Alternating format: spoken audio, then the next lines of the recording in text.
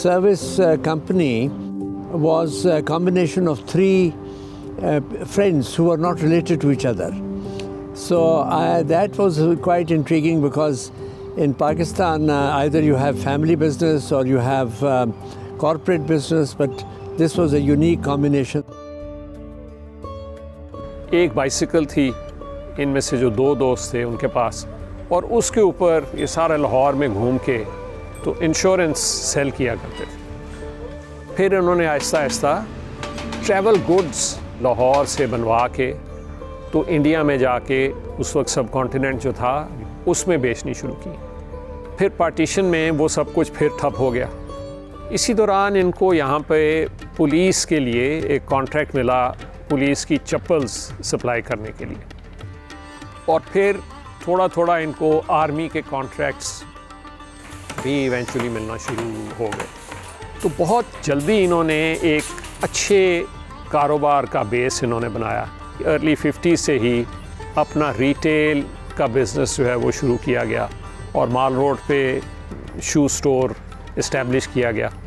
Shows کے ساتھ پھر انہوں نے ایک ٹینری لگانے کا فیصلہ کیا، چونکہ اس میں لیدر کی ضرورت ہوتی تھی. And tanneries after the partitioning Pakistan میں تو کوئی انڈسٹری تھی نہیں.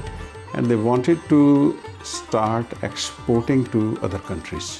mid 50s میں ہی یہاں لاہور میں گلبرگ انڈسٹریل ایریا میں ایک شو فیکٹری کا آغاز کیا گیا.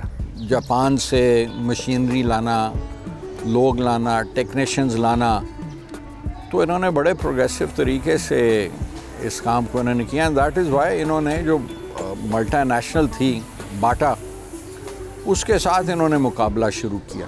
1962 میں گجرات میں جو شو فیکٹری ہے اس کی گراؤنڈ بریکنگ ہوئی. 63 میں وہاں پہ ایک ٹیکسٹائل مل بالکل ساتھ ہی جو ہے وہ سیٹ اپ کی گئی. You will be surprised, actually it was the first factory producing jeans in Pakistan. So late 80s میں we decided to set up a new shoe factory. مرید کے شیخوپورہ روڈ کے اوپر ایک جگہ چوز کی. تو مجھے کہنے لگے کہ جہاں ٹیکس ہالیڈیز ہیں وہاں ہر کوئی جا کے فیکٹری لگا دے گا، یہاں کوئی نہیں لگائے گا، اور ہمیں اس علاقے کا پتہ ہے. تو اگر ہماری وجہ سے 1000-2000 لوگوں کو روزگار ملنا ہے تو بہتر ہے کہ ہم یہاں پر فیکٹری لگائیں. سروس نے بھی اپنی ایک جگہ جو ہے ملک میں انہوں نے بنا لی، اور کچھ عرصے میں پھر ایک ہاؤس ہولڈ نیم بھی بن گیا تھا. Because it was a sort of a barren country as far as chain stores were concerned. He would provide them the know-how. This was the franchise stores of shoe stores. That was one way of putting people into business. So this is how nations are built.